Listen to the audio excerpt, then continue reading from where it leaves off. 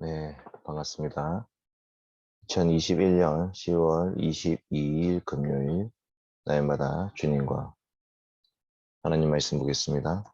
하나님 말씀은 창세기 4장 1절부터 7절까지 말씀입니다. 창세기 4장 1절부터 7절까지 말씀. 아담이 그의 아내 하와와 동침하매 하와가 임신하여 가인을 낳고 이르되 내가 여호와로 말미암아 득남하였다 하니라. 그가 또 가인의 아우 아벨을 낳았는데 아벨은 양치는 자였고 가인은 농사하는 자였더라. 세월이 지난 후에 가인은 땅의 소산으로 제물을 삼아 여호와께 드렸고 아벨은 자기도 양의 첫 새끼와 그 기름으로 드렸더니 여호와께서 아벨과 그의 제물은 받으셨으나 가인과 그의 제물은 받지 아니하신지라. 가인이 몹시 분하여 안색이 변하니 여호와께서 가인에게 이르시되 내가 분하여 함은 어찌 됨이며 안색이 변함은 어찌 됨이냐. 내가 선을 행하면 어찌 낯을 들지 못하겠느냐. 선을 행하지 아니하면 죄가 문에 엎드려 있느니라. 죄가 너를 원하나 너는 죄를 다스릴지니라. 아멘. 오늘 말씀은 가인과 아벨의 예배, 그리고 죄의 노예가 된 가인, 이렇게 볼 수 있습니다. 드디어 아담과 여자가 기다리던 여자의 후손이 태어났습니다. 그래서 카나라는 동사를 써서 얻었다라고 해서 가인이라는 이름을 짓습니다. 그리고 둘째가 태어나죠. 둘째 이름 아벨인데 헤벨이라고 볼 수 있는 전도서 1장 1절에 나오는 헛되고 헛되며 헛되고 헛되니 모든 것이 헛되도다 할 때 거기 보면 헤벨 헤벨 헤벨 헤벨 헤벨 헤벨 이렇게 나옵니다. 그러니까 헛됨이라는 뜻입니다.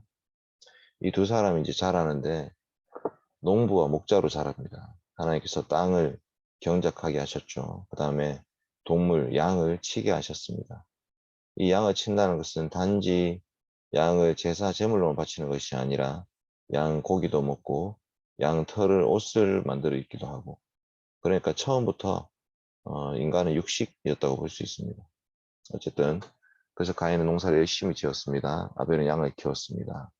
때가 되면 두 사람이 직접 하나님께 예배드린 나이가 되었습니다. 한 30세쯤 되었다 이렇게 볼 수 있습니다.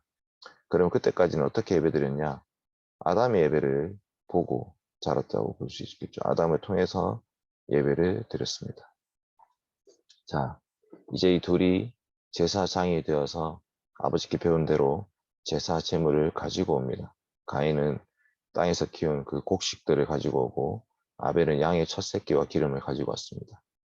하나님 이 제사를 보시고 아벨의 제사만 받으셨다라는 그 근거로 아벨은 피해 제사를 드렸다라고 주장하는 사람들이 있는데, 여기에 사용된 제사, 제물, 민하라는 단어를 쓰고 있습니다. 민하는 레위기에 가면 소제라고 번역되는 단어죠. 그러니까 이제 곡식 제사라고 볼 수 있는 단어입니다. 오히려 민하라는 단어만 봤을 때는 가인이 더 적합한 예배를 드리고 있다라고 볼 수 있는 거죠. 그래서 이제 피해 제사에서 받으셨다라는 것은 옳지가 않다 이렇게 볼 수 있습니다. 중요한 것은 하나님이 가인과 그의 제물은 받지 않으셨고 아벨과 그의 제물은 받으신 거죠. 그러니까 하나님이 아벨을 받으셨기 때문에 아벨의 제물도 받으신 거고, 가인을 받지 않으셨기 때문에 가인의 제물도 받지 않으신 것입니다. 그 이유는 여러 가지가 있을 수 있는데, 가인의 예배 자리에 앉아 있지만 나와 있지만 의무적으로 할 수도 있고 형식적으로만 예배를 드렸을 수도 있습니다. 왜냐하면 아벨은 양의 첫 새끼와 그 기름이라는 아주 이제 수식어로 보면 정말 이 자기가 키운 모든 것 중에 제일 좋고 값진 것이라고 볼 수 있는 것을 드린 거고, 가인은 특별히 그런 표현이 나타나지 않죠. 그 예배의 자리에 앉아 있지만 의무감, 책임감으로 예배를 드렸다 이렇게도 볼 수 있고, 나중에 요한 1서나 이런 데 보면 악한 자에게 속하였다 이렇게 볼 수 있습니다. 그러니까 가인에게 하나님이라는 존재는 그렇게 중요한 관계를 맺어야 될 존재가 아니라 그냥 내 거를 드려야 되는 존재, 때마다 언제가 되면 하나님께 드려야지 라고 하는 존재라고 볼 수 있는 거죠. 그래서 가인은 자기 재물을 받지 않으심을 알았습니다. 이것이 어떻게 드러났는지는 정확하게 알 수 없지만 갈멜산 전투를 봤을 때 하나님이 받으셨다라는 것이 가시적으로 드러나는 거죠. 가시적으로. 그래서 누가 봐도 이제는 아벨이 참 제사장이다 이렇게 볼 수 있는 그림이 된 겁니다. 그래서 가인은 오히려 하나님께 화를 내죠. 왜 제 제물을 받지 않으십니까? 왜 제 제물을 받지 않습니까? 안색이 변하고 분을 표출하죠. 고개를 떨구었다고 번역될 수 있는 그런 단어입니다. 그러니까 하나님이 너 왜 낯을 들지 못하냐? 너 지금 죄악을 저지르고 있지 않냐? 이렇게 말씀하시죠. 하나님이 죄가 너를 잡아먹으려고 하지만 오히려 네가 죄를 다스려야 할 텐다 라고 말씀하시면서 오늘 말씀은 끝나는 거죠. 그래서 이후에 가인이 그 죄를 정말 어떻게 다스렸는지를 한번 살펴봐야 되겠습니다.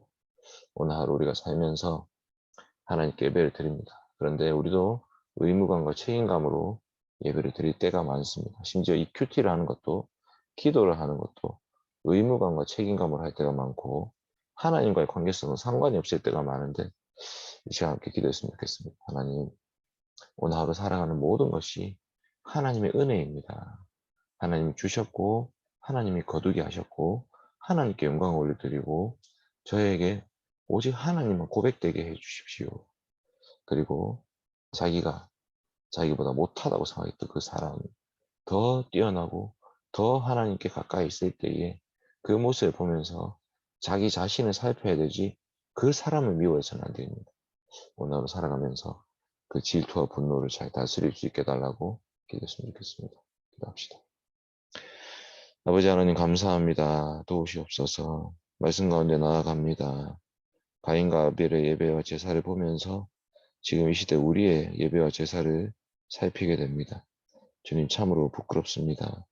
의무감으로 예배를 드릴 때는 없었는지 예배 자리에 앉아있긴 하지만 정말 그 하나님에 대한 감사와 영광과 찬송이 아니라 내가 해야 될 일을 다하는 것처럼 그렇게 예배를 드리고 살았진 않은지 돌아보게 됩니다. 주님 용서하여 주시옵소서. 우리 예배를 받지 않으셨을 때 너무나도 수치스럽고 부끄러움에도 불구하고 통해 자복하며 회개해야 됩니다. 하나님 그런데 오히려 우리는 옆 사람을 미워하고 질투하고 시기하고 분냅니다. 주님 용서하여 주시옵소서. 하나님 말씀 앞에 엎드리게 하시고 하나님을 바라볼 수 있게 하시고 아벨의 제사와 같이 예수 그리스도의 제사가 하나님께 온전히 받으신 제사가 되었음을 믿게 하여 주시고 그리스도를 통하여서 주님 만날 수 있는 길이 열렸음을 고백하며 오히려 감사하게 하여 주시고 우리 안에 일어난 모든 죄악된 것들을 잘 다스리게 하여 주시옵소서. 감사드리며 예수님 이름으로 기도드립니다. 아멘. 이상으로 10월 22일 금요일 날마다 주님과를 마치겠습니다. 감사합니다.